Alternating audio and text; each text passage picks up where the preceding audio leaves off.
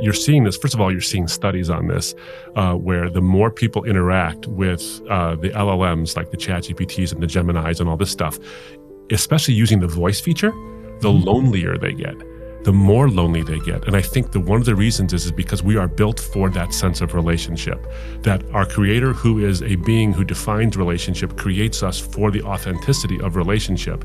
And so we're taking authentic relationships with people who, by the way, won't just affirm us because we want to be affirmed, who will have counter opinions, who will challenge us. A good friend won't just tell you what you want to hear, but what you need to hear. But the LLMs won't do that. They'll tell you what you want to hear. And we recognize the artificiality of that. My fear about AI is not that the machines will become more human-like. That's not my fear. My fear is that the humans will become more machine-like.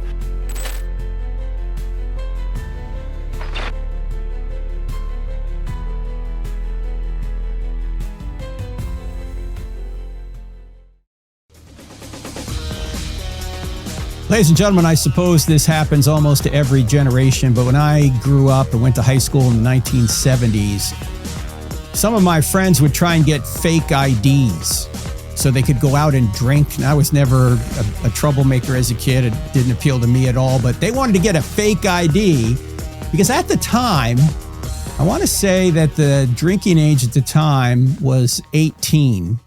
And some kids in 16, 17 could pass for that. So they get these fake IDs, these New Jersey fake IDs, so they go to a bar. And so they could drink and they could get into trouble. And that can happen to us today when we adopt an ID, an identity for ourselves that really is fake. We don't tend to flourish. We tend to hurt ourselves and hurt others. And that's the subject of a brand new book that my guest, Abdu Murray, has written. It's called Fake ID, and it deals with two major issues.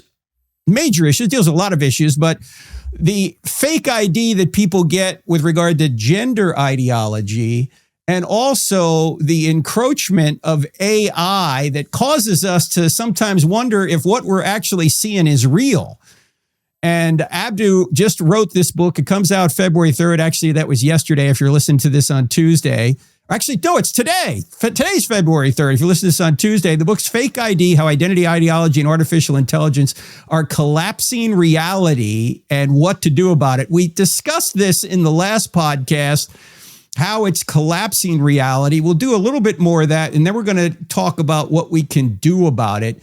And Abdu, by the way, it's great having you on the show again. I didn't give you the round of applause last time, but here he is, ladies and gentlemen, the great Abdu Murray. By the way, if you say anything wrong here, Abdu, you're going to hear this. Wrong. And if it turns out to be not a good show, you're going to hear this at the end. You're fired. All right. So let's just jump in and talk a little bit. Let's start with the image of God, if we can, because if we have a healthy idea of the fact that we're made in the image of God and we follow that, we'll probably improve our chances of flourishing. But if we sort of deny who we are, we're going to have trouble. I know theologians debate what it really means, what the Bible really means by saying human beings are made in the image of God. How do you take the image of God? How do you define it? Yeah, and while I don't try to settle all those debates, there are some centralities I think that people think about when they think about what it means to be made in the image of God. And one of those things is not capabilities, but capacities. And the reason why I want to stay away from capabilities, like our ability to be inspired and create and think, is that there are people through traumatic brain injuries, or they're in comas, or the preborn, all various states of human beings who don't have the capabilities that others might have, which doesn't mean they either bear God's image less or don't bear it at all. That isn't the issue. It's more about capacities. It's about this idea of what we are, the kind of creature that is made to be inspired, to be able to create things and to think counterfactually, to look at the world and say, there isn't this thing yet. I can invent that. And to have this creative spark in us. but that is the capacity, not necessarily the capability, that's important. The other part of it, to me too, is the inherent relationality. And this is the part I set around in the book, because this is the part I think that will speak to the current form of reality collapse and why it's so destructive. The Christian idea of God, of who God is that God is a Trinitarian God. He's one God in three persons. He's one what and three whos. So there's one nature to what God is. He's a divine being, but he has three centers of consciousness: Father, Son, and Holy Spirit. And while all are co-equal and co-eternal, they are distinct in their center of consciousness, so that the Father eternally loves the Son, and the Son eternally loves the Spirit, and the Spirit eternally loves the Father and the Son. And so God defines relationality in virtue of him being the uncreated being, and everything else flows from him. So he is the being that is inherently relational. And so it wouldn't surprise me then that if anything bears God's image, it would be an inherently relational thing. And that's what we are. We are inherently relational beings. We have the capacity for relationship and creativity to better not only the world around us, but to worship that God who made us.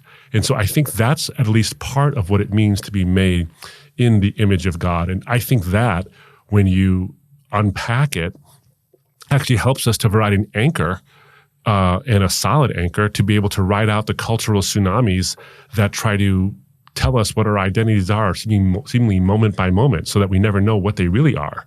And this idea, which I think can be proven, is actually that which can give us the anchor. I hear people saying, I just want to live my authentic self. Yeah. Right? The authentic self. Now, I've heard other people say, I need to be saved from my authentic self because my authentic self is selfish and evil and wants what it wants when it wants it. Yeah. But our authentic self is that we're made in the image and likeness of God, and therefore we are beings that have eternity, and we will either live for eternity either with our Creator or separated from our Creator. Though that really is our authentic self, but a lot of times we want to deny that because we want to go our own way. Yeah. And Paul, of course, talks about this in Romans chapter 1, that we suppress the truth and unrighteousness to go our own way. And this creates trouble because, as you write in the book, the central sort of focus of the book, you say the central insight is when truth collapses, so does humanity. When truth collapses, so does humanity. Unpack that for us a little bit. Yeah, absolutely. Because if you think about what's going on here is that we used to have, and I got this a little bit from Mary Harrington. I once heard her say something similar to this at a conference in the UK. We used to have this thick, robust idea of what it meant to be human. We had this idea of the soul. So we were a body, which was a good thing, but we were also this transcendent thing that wasn't necessarily material. And there was a joining of the two things.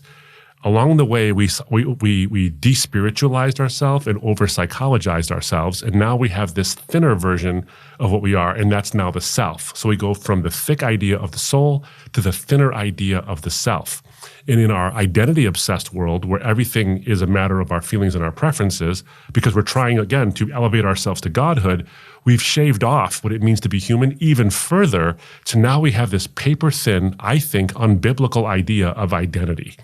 And now our identity is so thin that it's as thin as the bumper stickers we use to say who we are, and we slap them on the back of our Subarus, and therefore they can be changed and removed almost at will. And so we're constantly wondering who and what we are. So if you remove that idea of truth, and that truth is objective and it is knowable, not comprehensively knowable, only God knows everything, but it's knowable to the point where we can actually discover it. You get rid of that, well then what it means to be human starts to collapse as well. And look, we're seeing that right now with this frayed idea of identity, this paper-thin idea of identity. We go now to chatbots to fall in love. I mean, people are falling in love with these artificial things, and they're creating friends on various apps. You can get on your iPhone right now and on your Android right now. You can create a chat bot who won't judge you and will always affirm you and tell you how great you are and that you look pretty today. And boy, you're a handsome lad. All that kind of stuff. And these people are falling in love with it.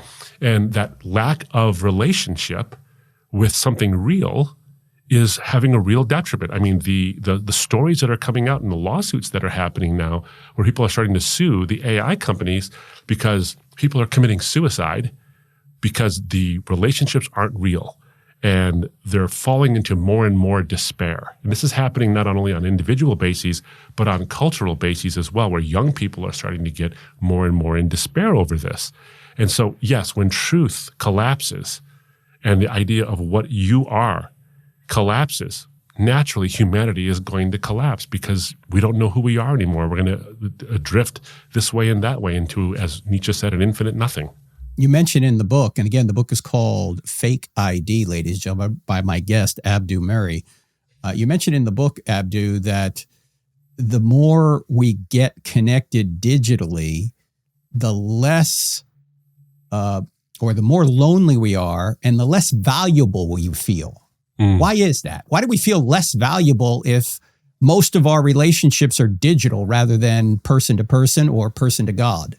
Yeah, and I think that this goes right to the heart of the center of it, is that you're seeing this. First of all, you're seeing studies on this where the more people interact with the LLMs, like the ChatGPTs and the Geminis and all this stuff, especially using the voice feature, the lonelier they get. The more lonely they get. And I think that one of the reasons is because we are built for that sense of relationship, that our creator, who is a being who defines relationship, creates us for the authenticity of relationship. And so we're taking authentic relationships with people who, by the way, won't just affirm us because we want to be affirmed, who will have counter opinions, who will challenge us. A good friend won't just tell you what you want to hear, but what you need to hear. But the LLMs won't do that. They'll tell you what you want to hear.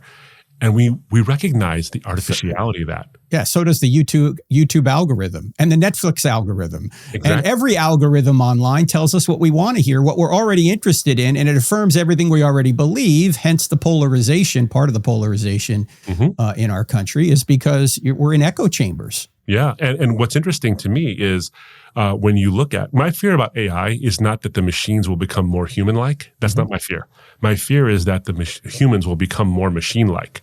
Because what does AI do? Right now, what it does is it's a prediction machine. It takes all the statistics from everything you've done, what you've looked at, what you've watched, what you've clicked yes to, what you've reshared, what you've retweeted. It takes all of that, puts it through an algorithm, and then feeds you more of it because it recognizes your patterns. So when you're watching YouTube and the thing on the side says you might like these videos, and you're like, why, yes, YouTube, I might like those videos. And before you know it, you're in the YouTube black hole, as they say. Or Netflix says, you watch this movie, you might like this movie. And you click yes or no, you've told it something about your patterns. And so what ends up happening is we just click yes or no like a robot. That's what robots do.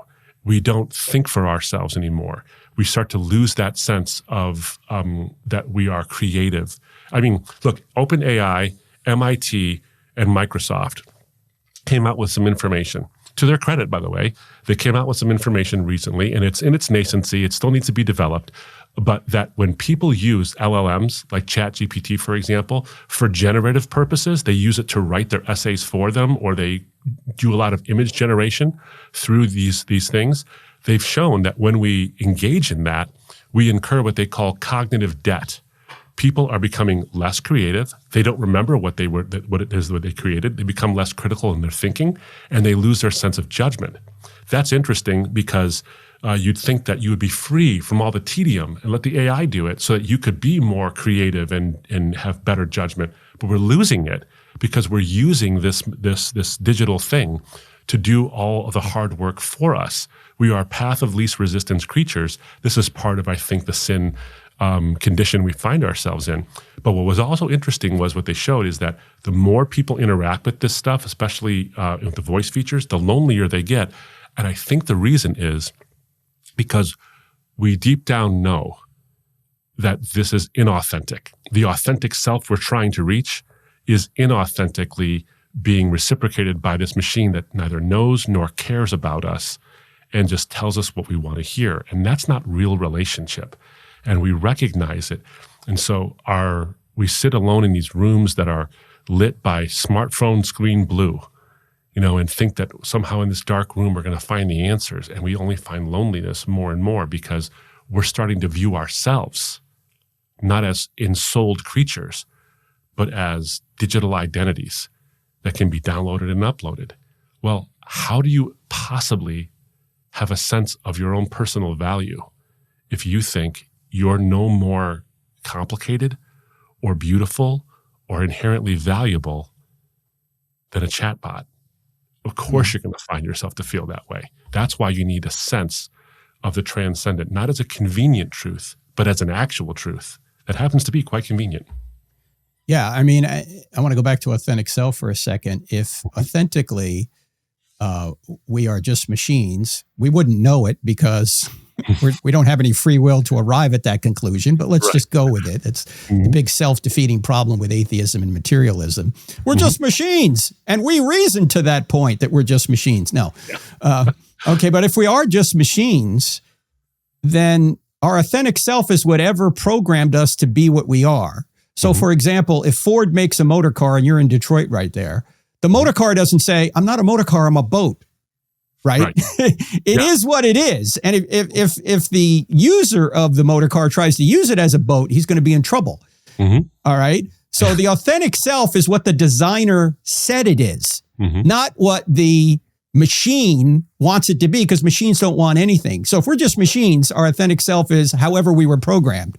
If we're not machines, then we're soulish creatures made by a designer. Then again, our authentic self is not what we decide. It's what he has created us to be. What am I missing here? Yeah, and well, there's nothing to be missed here other than the fact that the reason why it seems so obvious, and I don't want to sound self-superior and triumphalistic about this, but you and I operate from a biblical paradigm, which I think can be proven true. So how do I know I'm made in God's image? I know for several reasons, but one of those reasons is that Jesus said so, and then he died and rose again. And guys who rise from the dead tend to have credibility. Right. So when he said that, I believe him. So that's one of the many reasons why I believe that. But we operate from that paradigm, whereas the world, I think, especially a confused world, has been told these two contradictory things, that you are a machine and you're God, and they bounce between those two things almost interchangeably. But you can't do that for too long. After a while, your mind craves congruence. It craves actual truth and correspondence to reality. And so what ends up happening is that anxiety ensues, which is no accident then why, with the advent of the smartphone and the advent of social media, where we don't have authentic selves, we are curated selves with the filters and all the stuff we put into these things. And we only post the good parts of our life. We never post the authentic parts of our life. That's the irony. We're going for the authentic self, and all we do is see the inauthentic digital self over and over again. So is it any wonder then that when boys are swimming in pornography, that they come to see women as objects to satisfy a base desire? Is it any wonder then that women see themselves as commodities because they have to digitally enhance themselves, because if they don't, they're going to get made fun of or not get the likes that they would get on social media. Jonathan Haidt points this out in his book, The Anxious Generation, that you can see a one-to-one correspondence between the way those things rose, the digital self rose, and the inauthenticity with which we are struggling is causing all kinds of devaluation of people, including and especially young women. So yeah, you and I are operating from a perspective where we believe we're made in God's image, that the word person actually means something. It doesn't just mean human machine, as opposed to a ape machine or a shark machine. We believe in personhood. And this goes back to the Trinity, by the way, too, Frank. I think about the beauty of the Bible, and this is something that I am frequently in awe of, especially considering that I once was an enemy of the scriptures and I thought this was a book that no one should believe. It's a corrupt book. The more I look at it, the more in awe of its majesty and its language. I look at the word, for example, when the scriptures talk about God being one in three persons, that word person in Latin is persona, and in Greek it's prosopon. Now, those words before the Christian advent, before the Christianity burst on the scene, those words didn't mean human. They meant mask. So an actor put on a persona when he was acting or she was acting in a play. So it was an artificial construct. It didn't mean anything specific. So a person didn't have rights. A person wasn't equal to other people. You had to earn your citizenship and your equality by virtue of, property and what you did in military service, whatever it was. But being a person didn't make you an actual valuable human being.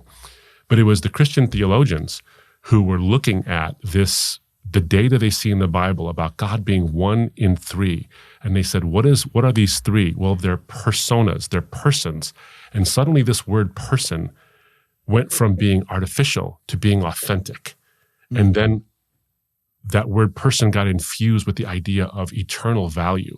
And so when we refer to human beings as persons, we have the Trinitarian understanding to thank for the idea that human persons actually have intrinsic and infinite value. Identities? What is that? That's a thing you put on a card, like you said, and you can get a fake one. But you can't get a fake personhood. Your personhood is what it is, like you said before. And I think that when we discover those things in the Christian faith that I think are provable and useful, I think we can find a way out of this mess. You talk about in the book, again, friends, the book is called Fake ID by my guest, Abdu Murray. There's a very revealing headline in the book. It begins on page 35 under Reality Collapse.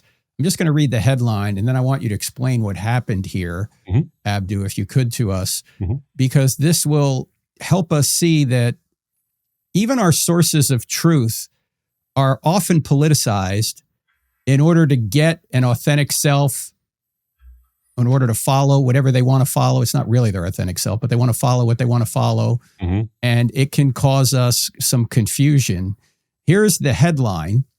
Lead psychologists at Tavistock, which, by the way, is a gender clinic in the UK, lead psychologist at Tavistock, former home to world's most controversial gender clinic, pleads guilty to pedophile charge, but avoids jail. All right. This is found on not the Babylon Bee, but a site owned by the Babylon Bee called Not the Bee. This is a true story, not a satirical story. But unpack what happens here and how that impacts what we can trust and what we can't trust from the major media. Yeah, and this goes right to the idea of reality collapse. And what I call this is collapse by concealment, is that I went to look, so I found this headline because I was looking for something else, frankly. And then there's this headline that Not the Bee puts out there. And I'm looking, well, are there any other stories? Because, like a responsible researcher, I don't just take one source and say, well, that must be true because this one source that I happen to like says it. I want to verify it. And while Not the Bee is quite reliable, I want to make sure that it is in fact corroborated.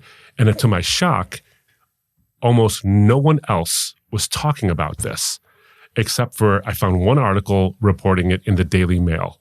Now, this is remarkable and remarkably irresponsible because the Tavistock is the world's most controversial gender clinic, which had the world's most controversial gender clinic. In fact, the Tavistock withheld information when Hillary Cass was doing her study on the efficacy of gender-affirming care as a part of the NIH study. So the National Institutes of Health in the UK was saying, are these things actually effective? And she found that no, there's no evidence for that. The Tavistock withheld information from her on purpose, and other gender-affirming clinics did the same thing. So there's this concealment, right? So you'd think that because people were saying, hey, look, is this damaging children? Is this hurting children? Well, there's this little inconvenient fact that one of the heads at the Tavistock, the lead psychologist, was convicted of pedophile charges. So you think that would blow up the internet, and everybody of this interest, this matter of public concern would be on everyone's lips and on everyone's headlines. But no, it took Not the Bee to break the story. And not even break the story. They're the only ones who talked about it almost. So to me, that is another form of reality collapse. It's not just that, you'll use AI and it will, blind you from what it means to be human, or you'll succumb to a gender ideology and you'll lose the sense of what it means to be human that way. There's two things converging here. The reason why we didn't see it is because the algorithms didn't show it to us. And the reason why they didn't show it to us is because whether it was the mainstream media or it was the power brokers of the digital world, didn't want you to know it. And so you didn't.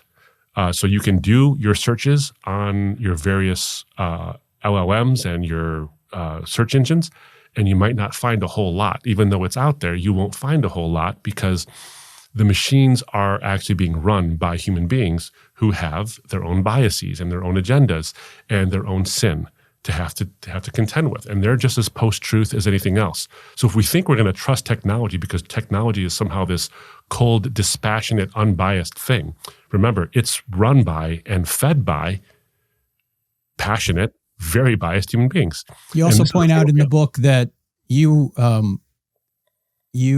reviewed the movie Barbie a few years ago, and and you asked AI to evaluate something you said, and AI came back to you and said, your tone isn't good, we're not going to do it. Something like that, right? Yeah. So, so glad you brought that up because so I wrote a piece critiquing the Barbie movie back when the Barbenheimer thing was everything, and I critiqued the book from a biblical perspective, the movie from a biblical perspective, because the whole point of the Barbie movie, at least part of the point, was to poke fun at the Adam and Eve creation story.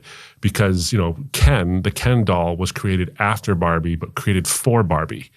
And so to put the shoe on the other foot to show, humanity, just how misogynistic that is, they had Barbie created first, whereas in the Bible, Adam is created first, and then Eve is created for Adam, meaning that Eve is derivative. Well, I point out that even the Barbie movie itself, does the opposite. It actually proves the biblical narrative, because when Ken is saying to Barbie, I was made second, there is no Ken without Barbie, Barbie says, you have your own value. It doesn't matter what order you were made in. That's exactly the biblical message. So nice try to try to unseat the Bible from its authority. Well, I wrote that. So I was curious. I submitted it. It's published in Fox News. I was curious to say, okay, AI. This is before Copilot was the new thing that Microsoft's doing. They had this other version of it, and I said, okay, hey, critique the Barbie movie from a biblical narrative, from biblical perspective. Especially its attempt to upend the Bible's Adam and Eve narrative. And it came back, and I quote it in the book, saying, I'm sorry, I can't do that. I don't like your tone, essentially. People love the Barbie movie, and they would be offended by what you would want to say. Please choose a different tone or a different topic. Well, there it is. There it is what you said earlier. I guess it was the previous show you said this, that it's not that we're necessarily denying truth all the time, but we think our feelings are more important than the truth. Yeah. So Abdu, we don't like your tone. You may be right about the Barbie movie and how it aligns certain areas with the Bible, but we don't like it. Yeah. And we don't like your tone, so we're not going to help you. Well, the interesting thing too about that, Frank, was I submitted the piece to Fox News. It hadn't been published yet. So the LLM did not know that I was going to publicly talk about this. So what it was doing was telling me what I should privately think. It wasn't saying you might offend people with your published piece. It was saying, Abdu, I don't want you to think like this, and so I'm going to steer you away from it. We don't like your authentic self. Your authentic self is to say what you just said, and we don't like it. You see, ladies and gentlemen, this authentic self stuff is really damaging because, first of all, you were made by a creator, and that is your identity. And then you can take a next step. You're not just made in his image, but you can actually become a child of God by trusting in Jesus. That's John chapter 1, verse 12. You're made in his image. You don't create your own identity, because just like a created thing can't decide what it's going to be in essence, you can't just decide. I mean, you could decide your vocation, those kind of things, don't get me wrong, but your core identity is given to you by your creator. You're not your own creator. And until we realize that, people are going to get hurt. People are not going to flourish.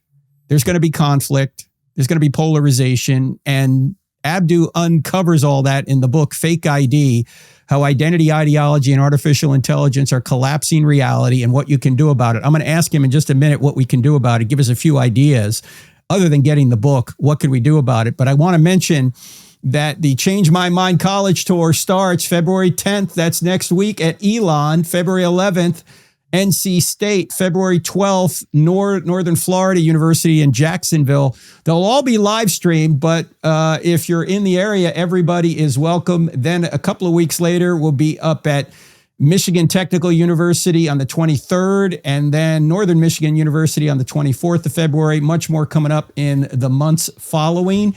I have plenty of time for Q&A. I think I'm going to probably do some different evidence in every one of these sessions and then go to Q&A just to, it's hard for me to cover the entire, I don't have enough faith to be an atheist in one session, so I'll probably spread it out a bit. But I hope to see you there. It'll also be live streamed, so check it out. Let me go back to you, Abdu. The book, Fake ID. We've got these dual cultural phenomenon going on now. One is the identity crisis, and the other is AI. Mm-hmm. And again, as you mentioned earlier, AI is not good or bad. It's amoral. It's what we do with it that's good or bad. Mm-hmm. Give us some practical ideas on how to navigate this culture we're in right now with regard to those two things, identity and AI. Yeah, and I think that the practical is actually, the first step is the practical part is the theological part. And I'm not saying it to become a theologian or a PhD in theology to actually deal with this, but is to recognize that there is an inherent understanding of what it means to be human that has a transcendent value to it that isn't based on whatever the current fad actually is. And so you look at the data and you see that the more we dive into the malleability of this paper-thin idea of identity, the more we need something thick and weighty and anchor-like, which is the image of God. And so to explore that idea and to really look at we are transcendent beings, and I go into the arguments in the book as to why that is. The second thing I think you can do is, one, I actually have a tool that I've created called the Spot the Truth, Spot the Lie tool. You can go to our website, embracethetruth.org, and you can email us and we'll send you the tool where we got critical steps in the ways you can look at media or AI stuff or any agenda-driven thing, headlines, and ask yourself, how do I know what the truth behind this actually is? It's a critical thinking tool where we go through 6 fundamental steps to uncover whether something's a fake, a deep fake, whether it's a fake headline, and what the source actually is and how you can evaluate those things. In fact, there's actually good websites where you can take a look, even fake images, and you can reverse engineer them to find out if they're fake or not. We have some good stuff out there as well. But ultimately, I think that the real way to, the real practical way here is to understand the foundations for the truths that have stood the test of time for 2,000 years in the Christian faith, not only the historical and the scientific truths, but the theological and ultimately the personal and existential ones. I think that's how we can get there as well. I just want to end with one other thing, if I could just say this, in terms of understanding this whole thing. The reason there's a crisis is not because weak people are running around and having their evil intentions sort of spreading, although that's possibly true with some folks. There's a lot of people who are hurting, who have succumbed to these ideologies and these cultural waves because they've been told these two competing claims, which both can't be true. You're a machine and you're God. And they're in the middle of the anxiety of that. And so there is this intense sense of feeling about what does it mean to be human and where am I going and what is all this about? Now, we've used the phrase, and this is true, by the way, I fully affirm the phrase, facts don't care about your feelings. In other words, your feelings don't dictate what the facts are. The facts are what the facts are. Your feelings are irrelevant about what they are. I 100% affirm that. However, I will say this, that if we're going to not only navigate these cultural waters, but help other people to navigate them, people who have real identity issues, whether they are actual gender dysphoria, which is quite rare, but they have some version of an anxiety that causes them to not know who they are, they're going through anguish. People are immersed in a digital world where they feel lonely. They're going through anguish. So their feelings are actually important. They don't dictate reality, and that's the point, is that if you let them use their feelings to dictate reality, they'll get worse. So facts don't care about your feelings in the sense that they don't change. But as a Christian, I believe that Jesus is the seminal fact. If God is the source of all being, if God is the uncaused cause, then every fact that exists because of him. And that fact, the seminal fact of all reality, who is God, cares deeply about your feelings. In fact, he cares so deeply about your feelings that he won't let you persist in them to the state where they hurt you. He wants you to see the truth. And so while facts don't change because of your feelings, the ultimate fact cares deeply about conforming your feelings to the truth. And you shall know the truth, and the truth will set you free, as we said in the first program. If the truth will set you free and you don't have the truth, it means you're in bondage. We also said in the first program, and this is in the book Fake ID as well by my guest Abdu Murray, quote, reality is that which, when you stop believing in it, doesn't go away, unquote. So, and that's philosophically, that's the distinction that so many people miss, the distinction between epistemology and ontology. Yeah. Ontology is the study of the thing that exists, and epistemology is the study of how do you know the thing that exists. Those are two different things. And too often we conflate those two and we say, well, I think I know what I am epistemologically, but you're not evaluating what you really are accurately. So there's a distinction between how you know something and the thing you're trying to know. And what Abdu is saying to us here and in the book Fake ID is, you have an identity already. You're made in the image of God. As Christians, we know that makes you valuable, but it's not enough to be united with the Creator, because he's not going to force you into his presence against your will. You're not only made in the image of God, but you can become a child of God by repenting of your sins and trusting in what he has done on the cross to take your punishment upon himself. Tell people about that, Abdu, before we go. Yeah, absolutely. This is one of the things I resisted the most because I wanted to cling to my identity of being a Muslim as opposed to what the truth actually was. So when anyone struggles with this, I understand. I get it. I get why identity matters more than truth, because there's a price to pay. But what I want to tell you is that I have incurred debts because of my sin. And anyone listening to this or watching this knows that. You don't need me to prove to you that you have fallen short. You already know. But there is one who has no debts of his own to pay, who was God in the flesh, God incarnate. So he's perfect and has no debts of his own to pay. And he decides, because of his love for you, that he is going to pay your debts for you. And if you will accept his gift of payment, then you can be free of those debts and you won't have to pay it. You will never be separated from him. You will have eternal bliss, and your true fundamental identity, that soul that you are, will be so thick with glory that we will have the same glorified body that Jesus has. A body that was so thick and so weighty that the locked door that separated him from his disciples was like smoke to him. He could walk right through it.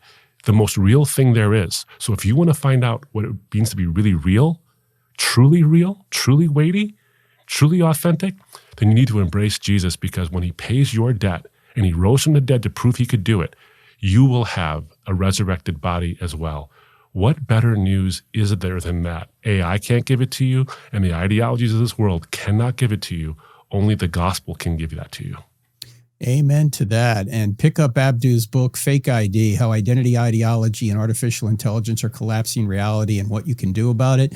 Abdu also has a website, embracethetruth.org. Tell us just briefly before we go, Abdu, what kind of work you do. And I don't know if you can relate a story you mentioned offline before we go with regard to MIT. If you can't reveal that, then don't. But you just spoke at MIT, you speak at colleges, universities, that kind of thing. So tell us a little bit about your ministry. Yeah, absolutely. So the mission of Embrace the Truth, and thanks, Frank, for letting me do it. The mission of Embrace the Truth is to offer the credibility of the gospel to every questioner we encounter. And the idea here is that we don't answer questions, we answer people. The Apostle Paul says in Colossians chapter 4, verse 6, is that let your speech be gracious, always seasoned with salt, so you may know how you ought to answer each person. Not each ideology, not each question, not each controversy, each person. Because questions, controversies, and ideologies don't need answers, but people do need answers, and they use their questions, controversies, and ideologies to get them.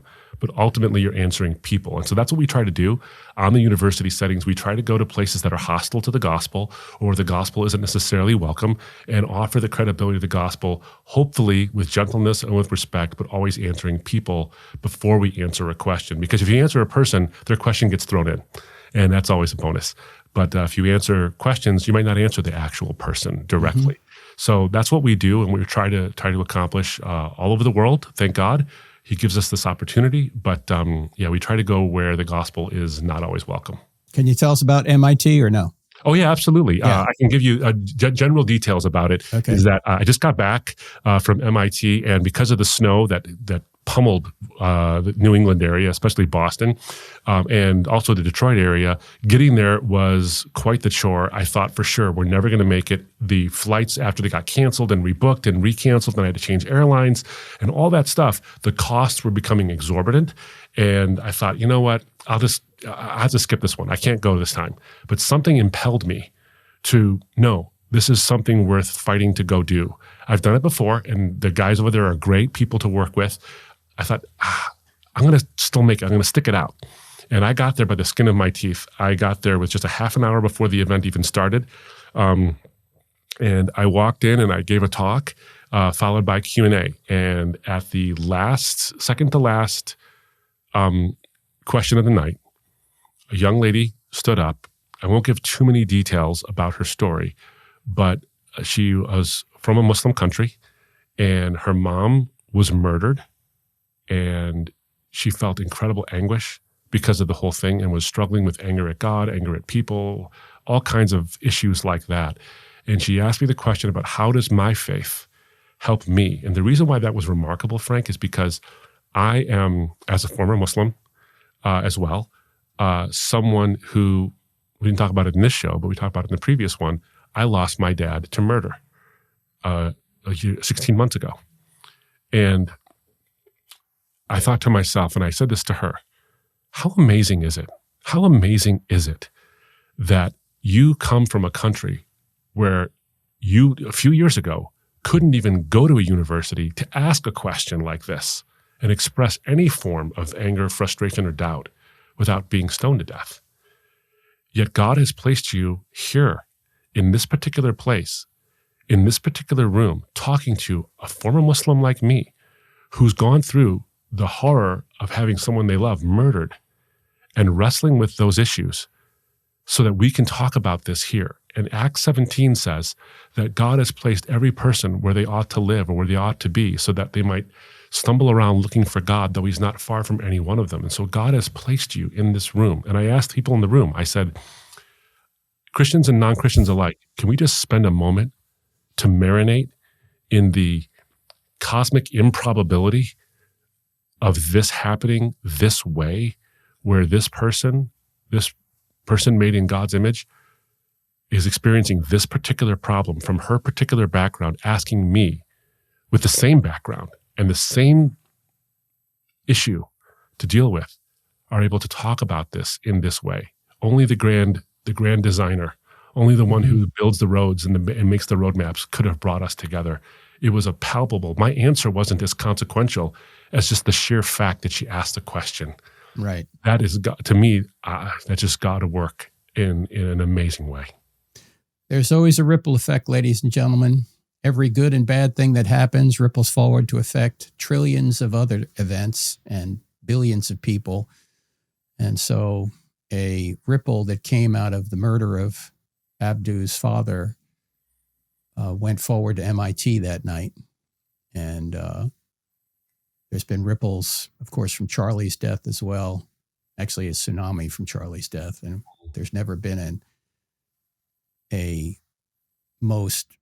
let me put it another way. There's never been an event like his memorial service where there were over 200,000 people live and 100 million people watching online. Every politician and friends of Charlie preaching the gospel, almost every politician, at least they're all mentioning Jesus. Mm-hmm. It's never happened in history before. It's the biggest event in history propagating the gospel because of Charlie's murder. Mm-hmm. And now, as of November, and the number's higher now, but as of November, 1.2 billion people across the world saw some of that memorial service. Wow. And if Charlie were here today, he'd say, of course, I didn't want to die and leave Erica and the kids, but I see the tsunami that has come from this for eternity. And that's what it's about. It's about eternity. because nothing matters ultimately unless there is an eternity, and there is. And that's what the evidence shows. Abdu, thanks for being with us, and thanks for this great new book, Fake ID. Came out today, February 3rd, ladies and gentlemen. If you're listening to this on February 3rd, so go pick it up. It will help you navigate this culture that is awfully confused, and you can be an imager of God by being an ambassador for God by revealing the truth, and this book will help you do that. All right, folks, great being with you. We'll see you here next time, Lord willing. God bless. If you're looking for solid answers to life's biggest questions, don't miss the latest episode of I Don't Have Enough Faith to Be an Atheist. Find it on Apple Podcasts, Spotify, Pandora, iHeart, OnePlace, and Podchaser. Tune in, discover the truth, and share it with someone who needs it. Let's keep spreading the truth together.